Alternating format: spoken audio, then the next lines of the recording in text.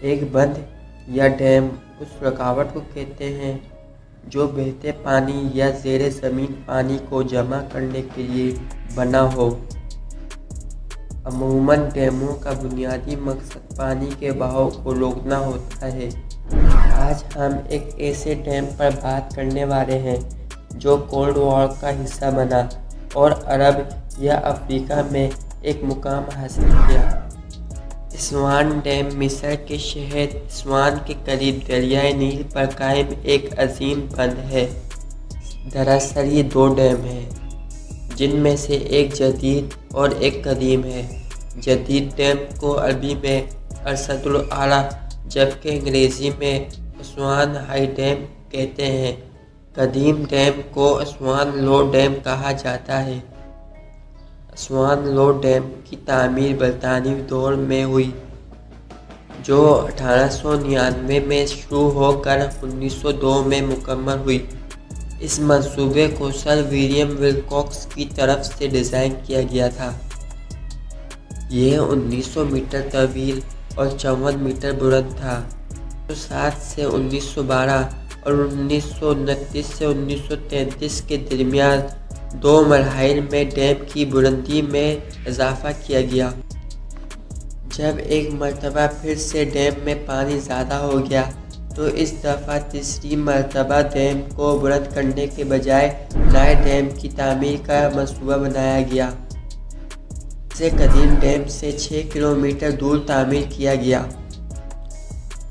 یہ ایک بہت بڑا منصوبہ تھا جو 10 سال سے زائد کے عرصے تک چلا اور اس پر $1 ارب سے زیادہ کی لاگت آئی۔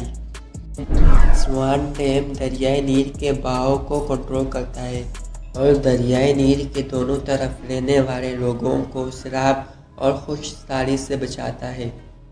52 میں جمال عبد الناصر کے دور حکومت میں چیکوسلوواکیہ سے خفیہ عسکری معاہدہ اور عوامی جمہوریہ چین کو تسلیم کرنے پر امریکہ اور برطانیہ نے ڈیم کی تعمیر کے لیے $270 ملین کا قرضہ دینے سے انکار کر دیا، جس پر جمال عبد الناصر نے نہر سوئس کو قومی ملکیت میں لیتے ہوئے اس سے ہونے والی آمدنی سے ڈیم کی تعمیر کا اعلان کر دیا۔ اس فیصلے نے یورپ میں تہلکہ مچا دیا۔ برطانیہ اور فرانس کی مدد سے اسرائیل نے مصر پر حملہ کرتے ہوئے نہر سوئس پر قبضہ جما لیا۔ یہ واقعہ سوئس بحران کہلاتا ہے۔ اقوام متحدہ، روس اور امریکہ نے مداخلت کرتے ہوئے قابض افواج سے مصر سے باہر نکلنے کا مطالبہ کر دیا، جسے تسلیم کر لیا گیا۔ سرد جنگ کے ان دنوں میں سوویت یونین نے افریقہ میں اپنے اثرات بڑھانے کے لیے 1958 میں مصر کو اسوان ڈیم کی تعمیر میں تعاون کی پیشکش کی اور بطور تحفہ 1/3 لاگت بھی دینے کا اعلان کیا۔ اس کے علاوہ تکنیکی ماہرین اور بھاری مشینری بھی مہیا کی۔ 1960 میں ڈیم کی تعمیر کا آغاز کیا گیا اور 21 جولائی 1970 میں مکمل ہوا۔ اسوان ہائی ڈیم کی اونچائی 111 میٹر یعنی 364 فٹ ہے اور اس کی لمبائی 3830 میٹر یعنی 12562 فٹ ہے، جبکہ اس کا حجم وولیم اس کا 4 کروڑ 73 لاکھ کیوبک میٹر ہے۔ ڈیم کے بیس کی چوڑائی 980 میٹر رکھی گئی ہے۔ ڈیم میں 180 گیٹ لگائے گئے ہیں جن میں سے ہر سیکنڈ میں 11,000 کیوبک میٹر پانی گزرتا ہے۔ ڈیم سے 175 میگا واٹ کے 12 ٹربائنز چلتے ہیں جو 2100 میگا واٹ کی پن بجلی پیدا کرتے ہیں۔ بجلی کی پیداوار کا آغاز 1967 میں ہوا۔ اس ہائی ڈیم کی تعمیر سے بننے والی جھیل کو جھیل ناصر کا نام دیا گیا، جو 550 کلومیٹر طویل اور زیادہ سے زیادہ 35 کلومیٹر عریض ہے۔ اس کا سطحی رقبہ 5250 مربع کلومیٹر ہے۔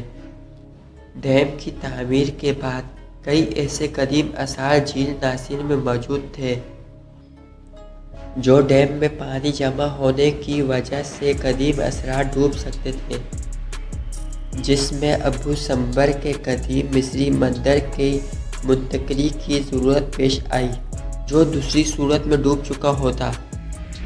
90,000 مصری کسانوں اور سوڈانی نوبین خانہ بدوشوں کو نقل مکانی کرنا پڑی۔